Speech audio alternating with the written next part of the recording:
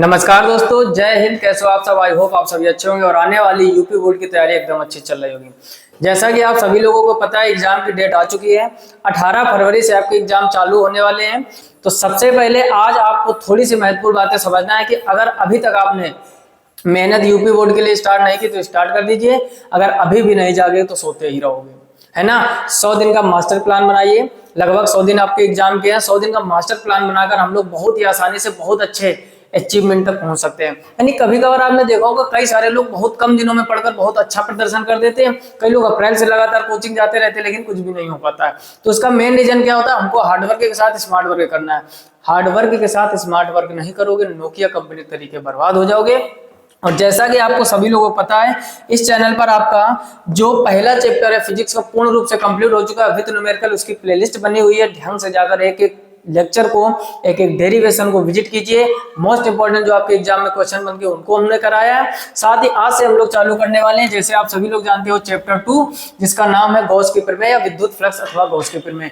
नाम से ही समझो, गॉस की प्रमेय से मोस्ट इंपोर्टेंट आपके क्वेश्चन एग्जाम में बनते हैं। एक तो ये प्रमेय ही पूछी जाती है, गॉस की प्रमेय के अनुप्रयोग और मोस्ट इंपोर्टेंट न्यूमेरिकल बनते हैं। जैसा कि आप सभी लोगों को पता है, सब कुछ पहले से लिख रखे रखा है। एग्जाम आपका 27 फरवरी को है, तो टारगेट हमारा 27 फरवरी रहने वाला है। समझ गए ना बात? यानी आने वाली 27 फरवरी को आपका फिजिक्स का एग्जाम लगा है और इसी को टारगेट करते हुए हम लोग बहुत ही जल्द अब नवंबर और आधे दिसंबर से भी कम में पूरा सिलेबस का पोस्टमार्टम करने वाले हैं। अभी तक लेक्चर थोड़ा सा लेट आ रहे थे, थोड़ा व्यस्तता ज्यादा थी। अब डेट आ चुकी है और अब हम भी आपके साथ बिल्कुल भी लापरवाही नहीं करेंगे। रेगुलर अपडेट मिलेगी, रेगुलर फिजिक्स की चर्चा मैथ की जाएगी। जैसा कि सोनू भैया ने पिछले लेक्चर में बताया ही है कि हर एक को पेपर, आपका कौन सा पेपर किस तारीख को, तो उसकी चर्चा हम लोग नहीं करेंगे। उसका वीडियो लिंक में पड़ा हुआ है या फिर आप जानकारी वो मिल ही गई होगी। हमारा आज से मेन टारगेट क्या रहेगा? डायरेक्ट बात करने का। और इस चैनल पर आपको मैथ फिजिक्स रेगुलर हम पढ़ाएंगे, साथ ही साथ हिंदी की चर्चा करेंगे और केमिस्ट्री और इंग्लिश आने वाले समय में सोनू भैया आपको पूरा कंप्लीट करवाने वाले हैं। तो जुड़े रहिए इस चैनल से। चीजें अगर समझ में आ रहे हो, जैसा कि आज का जो टॉपिक है हमारा, पूरे 3 नंबर हम लोग आज पक्के करने वाले हैं। जी हाँ, ये अगर पेपर में यहाँ से प्रश्न बनेगा तो पूरा 3 नंबर आएगा। आता क्या है? या तो आपसे घनकोण पूछेगा या तो विद्युत फ्लक्स कहेगा, और विद्युत फ्लक्स से रिलेटेड पॉइंट बनते हैं। क्लियर? तो पहला काम, वीडियो को लाइक कर दीजिए और फटाफट से आते हैं टॉपिक पर। हम लोग एक एक चीज को बड़े गहराई से समझते हैं। देखो, सबसे पहले आपके सामने ये 2 टॉपिक हम पढ़ेंगे आज, एक वैद्युत फ्लक्स और एक घनकोण। तो अब चीजों को ध्यान से समझना। कॉपी पेन नहीं लिया तो कॉपी पेन लेके बैठ जाइए, क्योंकि जितना अच्छा आप नोट्स बनाओगे आने वाले समय में, यानी दिसंबर के बाद, आपका एग्जाम फरवरी या मार्च में होता है। अगर आप कॉपी नहीं बनाओगे, नोट्स नहीं बनाओगे, तो केवल वीडियो उतनी देर माइंड में टिकता है जितनी देर आप देखोगे। नोट्स बनाते हुए चलो। पहले लेक्चर से हम ये बात बोलते आए हैं, जो भी चीजें हम पढ़ा रहे हैं, एक बढ़िया सा रजिस्टर या कॉपी खरीदो, वहां पर नोट्स बनाते हुए चलो। जितने न्यूमेरिकल करा रहा है, हर एक न्यूमेरिकल आपके बोर्ड एग्जाम में पूछा गया है, उसको भी साथ में प्रैक्टिस करते हुए चलो। अब देखो ध्यान से, यहाँ पर कुछ चीजें समझना ज्यादा है, रखना कम है। सबसे पहले ये चैप्टर 1 है, आपको दिख रहा होगा, वैद्युत फ्लक्स तथा गॉस की प्रमेय चैप्टर का नाम है। और हम लोग आज पढ़ेंगे क्या? घनकोण। और ये होता है घनकोण का इस टाइप से कुछ फिगर। अब देखो ध्यान से समझना एक एक चीज को। सबसे पहले तो हम इसकी थ्योरी समझेंगे, फिर उसका फार्मूला, और उसके बाद में उसकी मेन वैल्यू क्या निकल के आती है। तो घनकोण होता क्या? डेफिनेशन समझना। किसी गोलीय पृष्ठ का क्षेत्रफल, ध्यान से समझो, ये गोला दिख रहा है आपको, किसी गोलीय पृष्ठ का क्षेत्रफल गोले के केंद्र पर जो कोण अंतरित करता है उसे हम लोग घनकोण कहते हैं। यहाँ पर हम लिखे दे रहे हैं, आप लोग भी साथ में लिखते हुए चलो। किसी गोलीय पृष्ठ का क्षेत्रफल, गोलीय पृष्ठ का क्षेत्रफल गोले के केंद्र पर, गोले के केंद्र पर जो कोण अंतरित करता है, जो कोण अंतरित करता है उसे घन कोण कहते हैं। उसे क्या कहते हैं? उसे घन कोण कहते हैं। आप भी कॉपी में लिख लीजिए। और एक चीज समझो, यहाँ पर इसका कलर चेंज कर लेते हैं ताकि आपको दूर से दिखे। ठीक, अब समझो, किसी गोलीय पृष्ठ का क्षेत्रफल। इस फिगर में आप समझोगे, ये आपको एक गोला दिख रहा होगा और हमने क्या बोला कि गोलीय पृष्ठ का क्षेत्रफल, यानी इसका जो क्षेत्रफल होगा गोलीय पृष्ठ का क्षेत्रफल गोले के केंद्र पर, सेंटर आप इसका ओ मान लो, गोले के केंद्र पर जो कोण अंतरित करता है उसे हम लोग घन कोण कहते हैं। क्लियर, सीखते हुए चलोगे आसान हो जाएगा। अब इसी के नीचे लिख लेना, इसे ओमेगा से प्रदर्शित करते हैं, इसे ओमेगा से प्रदर्शित करते हैं। ठीक, ओमेगा आपका डब्लू के जैसा दिखता है, डब्लू आपका होता है सीधा सीधा ऐसे और ओमेगा ऐसे घुमावदार। ठीक, तो कंफ्यूज ना होना, ये डब्लू होता है और ये ओमेगा होता है, ओमेगा आपको ऐसे मिलेगा। अब यहाँ पर एक चीज समझो क्या ध्यान से, हमने क्या बोला फिर से सुन लो और आप लिख लो कॉपी में, क्या कि गोलीय पृष्ठ का क्षेत्रफल गोले के केंद्र पर जो कोण अंतरित करता है उसे हम लोग घन कोण कहते हैं। क्लियर, दूसरा क्या लिखा है, इसे ओमेगा से प्रदर्शित करते हैं, यानी कहीं भी आपको ओमेगा मिल जाए इस चैप्टर में तो आप समझ जाना कि ये घन कोण की बात कर रहा है। क्लियर, अब इसका कुछ इंपॉर्टेंट पॉइंट समझते हैं क्या, पहले आप इसका स्क्रीनशॉट ले लीजिए ताकि आपके पास फिगर थ्योरी ये दोनों चीजें हो जाए। ठीक, अब ध्यान से समझना आगे। अब हम लोग क्या करेंगे, इसको हल करेंगे, डेरिवेशन टाइप का, कभी कभार 2 या 3 नंबर में आ जाता है। इसे हम लोग कैसे ओमेगा से प्रदर्शित करते हैं, यहाँ पर एक लाइन और लिख लेते हैं, ओमेगा से प्रदर्शित करते हैं। आप लोग लिख चुके होंगे तो दोबारा मत लिखिए। अब एक चीज समझो ध्यान से, जो आपका फिगर था यहाँ आप देख रहे होगे, ये इस गोले का पूरा कोई क्षेत्रफल होगा, ध्यान से समझो। और बीच का एक चीज ध्यान रखो, कभी भी किसी भी डेरिवेशन में अगर डी जुड़ा मिल जाए तो इसका मतलब होता है अल्प या थोड़ा, और या आप कह सकते हो छोटा। ठीक, 2-3 बातें आपको ध्यान रखनी है, यानी जिस भी डेरिवेशन में पहले चैप्टर में भी आपने देखा होगा क्या कि जहां पर डी जुड़ जाता है यानी पूरी आकृति का हम कुछ हिस्सा ले रहे हैं। तो लोग मैथ के स्टूडेंट होंगे, देखा होगा समाकलन अवकलन में डी अपान डी एक्स या डी एक्स चलता है, तो उसका मतलब ये होता है अल्प। क्लियर, यहाँ पर भी जहां जहां हम डी जोड़ेंगे वहां पर उसका मतलब होगा अल्प, थोड़ा या फिर छोटा। तो तीनों में से कोई एक समझ लो। कहने का मतलब ये है कि जो इसका घन कोण है ओमेगा, ये हमने अल्प घन कोण ले लिया और इसका पूरा जो क्षेत्रफल है वो कैपिटल ए है। और अगर थोड़ा किसी प्रॉपर क्षेत्र का अगर हम लोग एरिया निकालेंगे, जैसे यहाँ पर आप देखो क्या लिखा हुआ है डी ए, यानी इस पूरे गोले का सिर्फ इतना एरिया हमने लिया। इतनी बात समझ गए। अब हमने क्या सिखाया आपको, इसका जो फार्मूला होता है वो हो जाएगा डी ओमेगा बराबर डी ए बटे आर स्क्वायर। आर स्क्वायर आपकी क्या है, गोले की त्रिज्या, यहाँ पर आप देख रहे होगे गोले की त्रिज्या हमने क्या मानी हुई है, आर, गोले का जो छोटे जगह का थोड़ी सी जगह का क्षेत्रफल है वो डी ए हो गया, और अल्प घन कोण हो गया आपका डी ओमेगा। अब तो पूरी कहानी समझ में आ गई होगी। अब यहाँ पर हम बस एक स्टार बना के पॉइंट चिपका देंगे, क्या, संपूर्ण पृष्ठ के लिए। क्या लिखोगे, संपूर्ण पृष्ठ के लिए, यानी पूरे पृष्ठ के लिए हम लोग जब निकालेंगे तो यहाँ से डी हट जाएगा, तो ओमेगा बराबर क्या हो जाएगा, ए बटे आर स्क्वायर।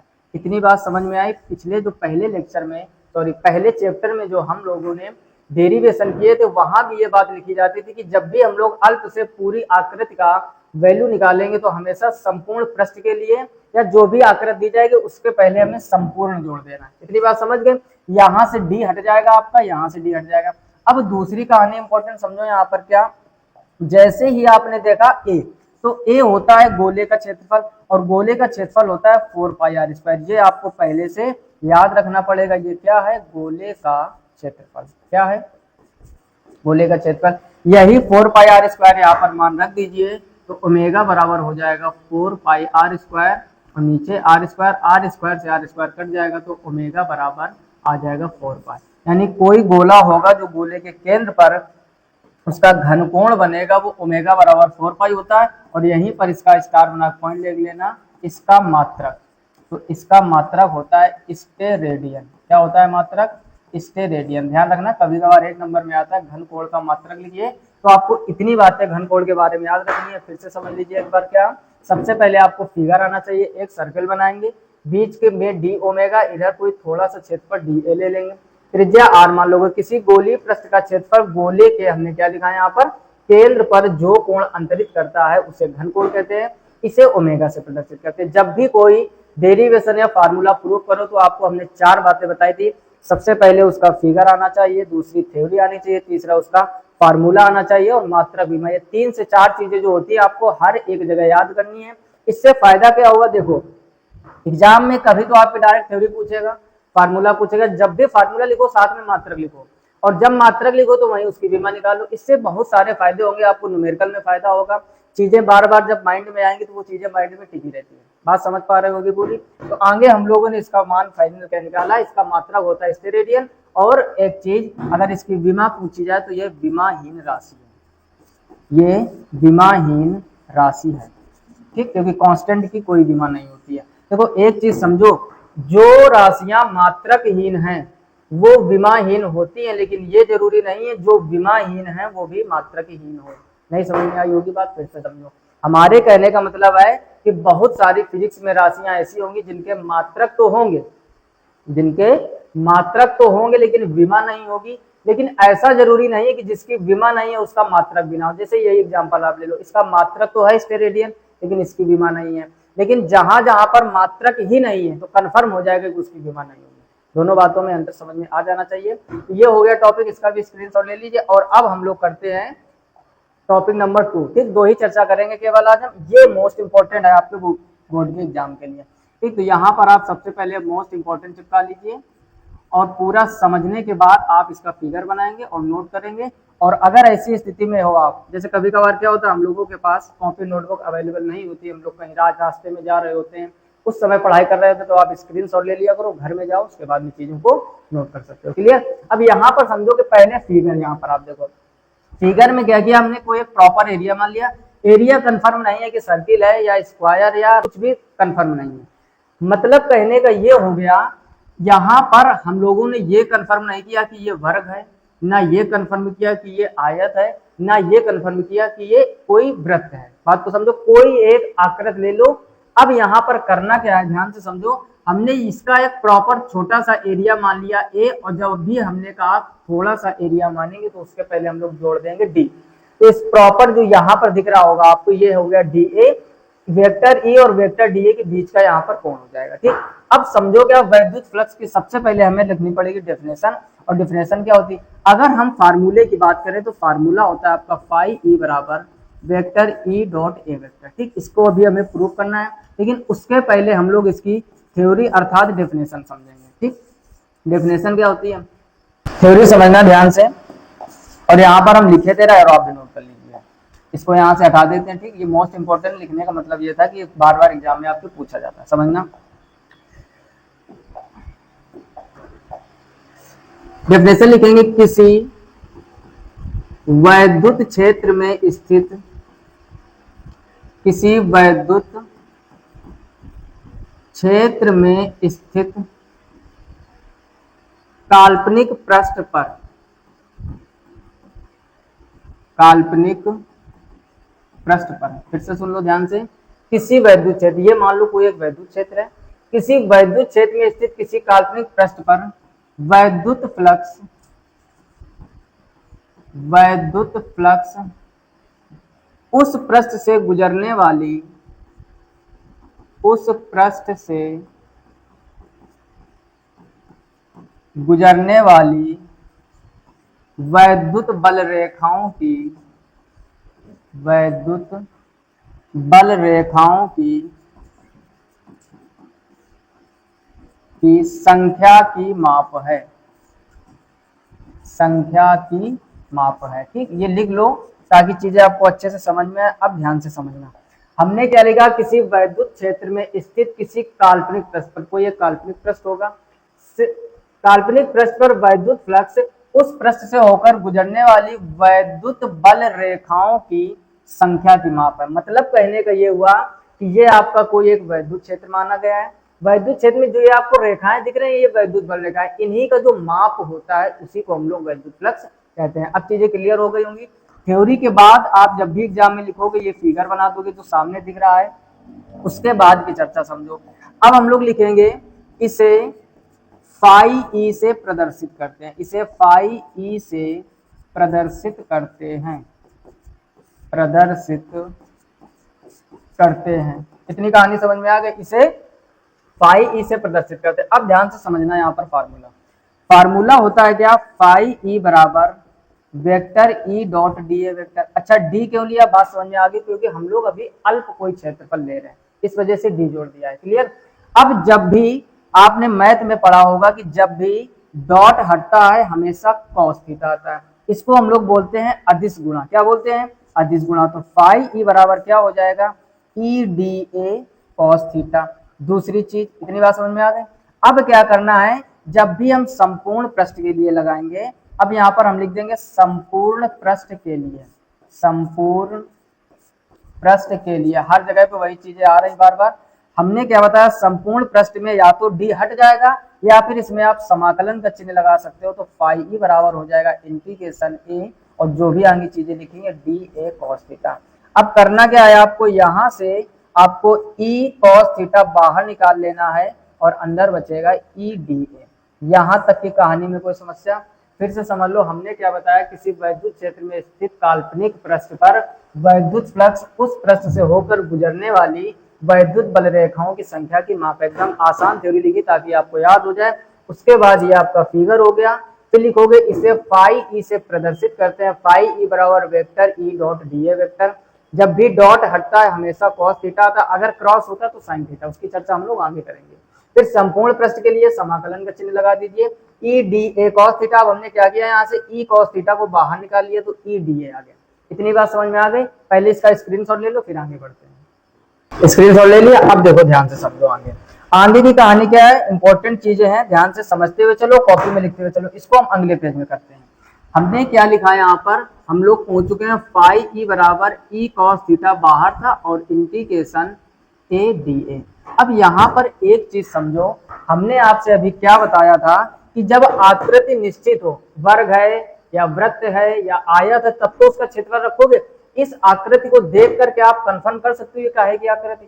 कंफर्म नहीं है तो हम लोग इसकी जगह पर सिर्फ और सिर्फ क्षेत्रफल रख देंगे।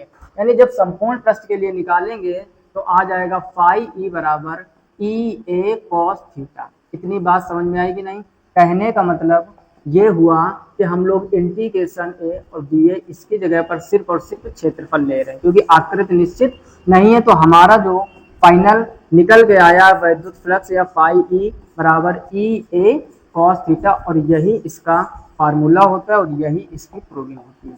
इतनी बात समझ में आई कि नहीं? इसको हम लोग अथवा ऐसे भी लिख सकते हैं क्या, phi E equal vector E dot A vector. इसको क्या लिख सकते हैं, phi E equal vector E dot A vector, यानी डॉट जब भी हटेगा तो क्या आ जाता है कॉस थीटा। ये भी इसका फार्मूला हो जाएगा, ये भी इसका फार्मूला। कोई समस्या यहाँ तक? हमने क्या बताया, जब भी फार्मूला लिखो उसके आगे उसका मात्रक और उसकी विमा जरूर जरूर निकालो, ठीक। अब यहाँ पर इसका मात्रक कैसे निकालेंगे, देखो डायरेक्ट नहीं लिखेंगे, हम समझाने का प्रयास करेंगे। फाई ई बराबर ई डॉट ए या ई ए कॉस थीटा आया है। कॉस थीटा तो हो गया आपका कांस्टेंट मात्रक के मामले में। अब अगर हमें फाई ई का मात्रक निकालना है, ध्यान से समझना, हमें किसका मात्रक निकालना है, फाई ई का। तो पहले लिखोगे आप यहाँ पर ई का मात्रक, ई का मात्रक इंटू, और फिर क्या लिखोगे, ए का मात्रक। इतनी बात समझ में आ गई? अच्छा, ई का मात्रक क्या होता है, न्यूटन प्रतिकूलम, और क्षेत्रफल का मात्रक क्या होता है, मीटर स्क्वायर। तो इसका मात्रक आ जाएगा न्यूटन मीटर स्क्वायर प्रतिकूलम। ये किसका मात्रक है, वैद्युत फ्लक्स का या फाई का मात्रक। इतनी बात समझ में आ गई कि नहीं? अगर इतनी बात समझ में आ गई है तो यकीन मानो आने वाले समय में आपका जो फिजिक्स का स्कोर होने वाला है बहुत ही अच्छा है। देखो स्टूडेंट वो खराब नहीं होता है जिसको कुछ आता नहीं, समझो ध्यान से। स्टूडेंट वो खराब होता है जिसको बताने के बाद भी नहीं आ रहा। हम लोगों का जब जन्म होता है तो क्या कुछ सीख के आते हैं, मम्मी हम लोगों को बताती कि ये मम है, पानी को हम लोग बचपन में क्या बोलते हैं, मम है ना। हम लोग तोतली आवाज में धीरे धीरे चीजों को सीखते हैं। हम हो चाहे आप हो, जब हम लोगों का जन्म होता है तो ये मेमोरी एकदम खाली होती है, धीरे धीरे इनमें चीजें हम सेव करना चालू करते हैं। और कई बार बताने के बाद यदि आपको नहीं समझ में आ रहा तो इसका मतलब ये है कि आपने 9th 10th 11th में मेहनत नहीं किया, या फिर आपका बेसिक बहुत ही खराब है। क्लियर? एक बार, दो बार, तीन बार के बताने बाद भी अगर स्टूडेंट को समझ में आ रहा है तो समझ वो बहुत ही ब्रिलियंट स्टूडेंट है। स्टूडेंट वो खराब नहीं जिसको कुछ नहीं आता, वो तो बहुत अच्छा है जिसको बताने के कई बार बताने के बाद भी नहीं आ रहा है। तब टेंशन वाली बात है, तब आपको थोड़ी सी चिंता की बात है, और चिंता आपको करनी चाहिए कि ऐसा क्यों हो रहा है। बात समझ गया? ये चीजें आपको समझ में अच्छे से आ रहे होंगे। तो फाई का मात्रक क्या हो गया, न्यूटन मीटर स्क्वायर प्रति कूलम एक, और इसका मात्रक होता है यानी वैद्युत फ्लक्स का मात्रक, ऐसे हिंदी में लिख लो चाहे, वैद्युत फ्लक्स का मात्रक, ठीक। एक इसका मात्रक होता है वोल्ट मीटर, इसको भी आप याद रखो, क्या, वोल्ट मीटर। दो मात्रा याद रखो, क्योंकि जब न्यूमेरिकल आएगा तो कभी वोल्ट मीटर लिख के देगा तो भी वैद्युत फ्लक्स का मात्रक, और न्यूटन मीटर स्क्वायर प्रति कूलाम देगा तो भी वैद्युत फ्लक्स का मात्रक। इतनी बात समझ गए। अब क्या करेंगे हम लोग, इसकी निकालेंगे विमा।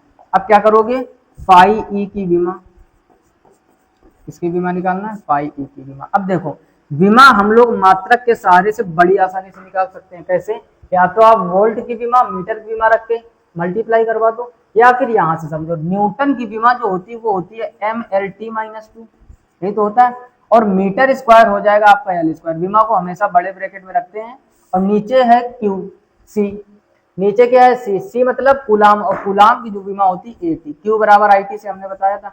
अब आप यहाँ पर देखोगे कि क्या mL क्यूब T की पावर -3 A की पावर -1 आ जाएगा।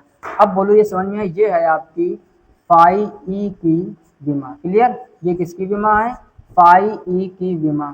mL क्यूब T की पावर -3, देखो T -2 ऊपर है, एक T ऊपर जाएगा -3 हो जाएगा, A की पावर -1। अब यहाँ पर हमारी सारी कहानी क्लियर हो चुकी है क्या, फिर से एक बार समझ लो। ये था हमारा फिगर, किसी वैद्युत क्षेत्र में स्थित किसी काल्पनिक पृष्ठ पर, या फिर यहाँ पर एक वर्ड छूट गया, किसी और लिखना, ठीक, किसी वैद्युत क्षेत्र में स्थित किसी काल्पनिक पृष्ठ पर वैद्युत फ्लक्स उस पृष्ठ से होकर गुजरने वाली वैद्युत बल रेखाओं की संख्या की माप है। इसे फाई ई से प्रदर्शित करते हैं। फाई ई बराबर vector E dot D A vector, कोई अल्प क्षेत्रफल ले लिया, डॉट जब भी हटता है cos थीटा आता है, फिर E D A cos theta, E cos theta बाहर निकाल लिया तो ई डी ए बचेगा। यहाँ पर हम लोग पूरा क्षेत्रफल रख देंगे, आगे आपने देखा होगा इसकी जगह क्या रख दिया हमने, क्षेत्रफल। तो फाई ई बराबर ई ए cos थीटा, एक ये फार्मूला आ गया। दूसरी, अथवा इसको हम लोग लिख सकते हैं फाई ई बराबर vector E dot A vector. Clear, यहाँ पर फिर हमने जब फार्मूला आ जाए तो पहला काम क्या करना है, मात्रक निकालना है। यहाँ पर आप देखोगे फाई ई का मात्रक, ई का मात्रक इंटू ए का मात्रक, ई यानी वैद्युत क्षेत्र की तीव्रता न्यूटन प्रति कूलाम, और इसका मीटर स्क्वायर तो न्यूटन मीटर स्क्वायर प्रति कूलाम। दूसरा मात्रक क्या होता है, वोल्ट मीटर, और ये हो गई इसकी विमा। जल्दी से स्क्रीनशॉट ले लीजिए, फिर हम लोग कुछ पॉइंट की और चर्चा करते हैं। क्लियर, अब देखो यहाँ पर समझो, एक और हेडिंग डाल लो आप, यहाँ से क्वेश्चन बन जाते हैं कभी कभार। हेडिंग डाल लो विशेष स्थितियां। क्या हेडिंग डालोगे, विशेष स्थितियां। विशेष स्थितियां में क्या होता है, अब आप ध्यान से समझो, पहले डाल लो नंबर 1 रोमन गिनती। क्या, ध्यान से समझो, पहला पॉइंट हम पूरा पॉइंट लिखे दे रहे हैं। यदि समतल पृष्ठ, यदि समतल पृष्ठ वैद्युत क्षेत्र, वैद्युत क्षेत्र वेक्टर ई के समांतर है, समांतर है, तो ध्यान से समझो, जब समतल पृष्ठ वैद्युत क्षेत्र के समांतर होगा तो थीटा बराबर आप 90 डिग्री रखोगे। अब चीजें माइंड में डाउट कर रही होंगी, क्या, इस समांतर में तो हमेशा 0 रखते हैं, लेकिन आप वैद्युत फ्लक्स की कंडीशन में एक चीज हमेशा याद रखना, क्योंकि यहाँ पर आप देखोगे समतल पृष्ठ वैद्युत क्षेत्र, इन दोनों की चर्चा हो रही है। तो जब भी समतल पृष्ठ वैद्युत क्षेत्र के समांतर देगा तो थीटा बराबर 90, जब लंबवत या विलंबवत देगा तो थीटा बराबर 0, अपोजिट कंडीशन। यही काम हम लोग न्यूमेरिकल में करेंगे। जब 30 डिग्री दिया जाएगा तो हम लोग 60 डिग्री रखेंगे, जब 60 दिया जाएगा तब 30 रखेंगे, जब 45 दिया जाएगा 90 से घटाओगे 45। कहने का मतलब 90 डिग्री से घटाने के बाद ही रखते हैं। क्यों, क्योंकि समतल पृष्ठ वैद्युत क्षेत्र के समांतर है। बात को समझो। अब फार्मूला क्या होता है आपका, फाई ई बराबर ई ए कॉस थीटा। यहाँ पर समझो तो फाई ई बराबर हो जाएगा ई ए और कॉस थीटा की जब 90 और कॉस 90 का मान 0, यानी फाई ई ओवरऑल आपका 0 हो जाएगा। इतनी बात समझ में आई कि नहीं। जब वैद्युत क्षेत्र में वैद्युत फ्लक्स के बारे में आपसे पूछे और यह बोल दे कि समतल पृष्ठ वैद्युत क्षेत्र के समांतर है, तो गलती से थीटा मत रख देना, तब रखना है 90 डिग्री और cos 90 का मान 0। तो यहाँ पर ये इतना पूरा हो जाएगा 0। ठीक, इसको साइड में हम लोग शिफ्ट कर देते हैं। और अब हम यहाँ पर दूसरा पॉइंट लिखते हैं। तो दूसरा पॉइंट आप लोग लिख लीजिए, क्या, समांतर की जगह पर बस अभिलंबवत या लंबवत कर देना। तो अगला पॉइंट हम लोग लिखेंगे, यदि समतल पृष्ठ, यदि समतल पृष्ठ वैद्युत क्षेत्र के, वैद्युत क्षेत्र के अभिलंबवत है। क्या लिखोगे, वैद्युत क्षेत्र के अभिलंबवत है। तो अब ध्यान से समझो, वैसे तो लंबवत या विलंबवत में हम लोग 90 रखते हैं, लेकिन यहाँ पर कहानी उल्टी, हम लोग थीटा क्या रखेंगे, 0।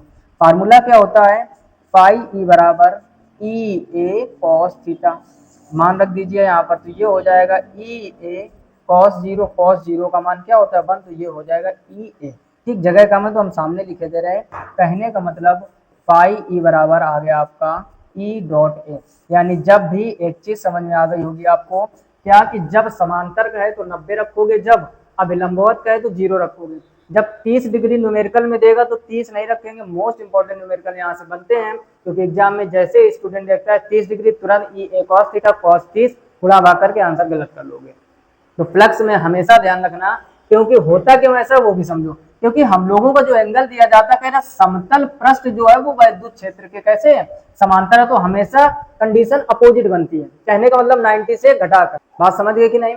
यानी जब 30 डिग्री देगा तो 90 से घटाओगे 60 रखेंगे, जब 45 देगा तो 90 से घटाओगे 45 आ जाएगा, जब 60 डिग्री देगा 90 से घटाओगे 30 रखेंगे। तो ये बातें विशेष रूप से याद रखनी, कभी ये कंडीशन आपसे पूछ देता है और कभी आपसे न्यूमेरिकल पूछेगा। जल्दी से इसका स्क्रीनशॉट ले लीजिए। क्लियर, तो पूरा टॉपिक आपने अच्छे से सीख लिया होगा। अगर ये चीजें अच्छी लग रही हो ना, तो अपने दोस्तों में जरूर शेयर कीजिए जो भी यूपी बोर्ड की तैयारी कर रहे हो, और आने वाले समय में उनका भी एग्जाम बेहतर से बेहतर हो सके। हर एक चीज को लिखते हुए चलो, नोट्स बनाते हुए चलो। जो लोग अभी तक तैयारी नहीं स्टार्ट किए हैं, 100 दिन के मास्टर प्लान में हम आपको 80% पार करवा के रहेंगे। बस आपको हमारा सपोर्ट करना है। अब कुछ लोग सोच रहे होंगे कि अब से पढ़कर, जी हाँ, अभी से पढ़कर नवंबर, दिसंबर, जनवरी 3 महीने में और 10 दिन फरवरी के लगभग 100 दिन का मास्टर प्लान बनाइए। और इस चैनल पर आपको रेगुलर वीडियो की अपडेट मिलेगी, रेगुलर हर एक सब्जेक्ट की बारी बारी चर्चा की जाएगी, ताकि हम आपके सपनों को जरूर पूरा करा सकें। फिलहाल में अगर चैनल पर पहली बार आए तो सब्सक्राइब करके नोटिफिकेशन बिल को आप सेलेक्ट कीजिए, ताकि हर एक वीडियो की नोटिफिकेशन आप तक पहुंचे। फिलहाल में इस वीडियो में इतना ही, मिलते हैं नेक्स्ट वीडियो में। तब तक अपना ख्याल रखिए, अच्छे से पढ़ाई कीजिएगा एकदम जबरदस्त तरीके से। मिलते हैं नेक्स्ट वीडियो में, तब तक के लिए जय हिंद।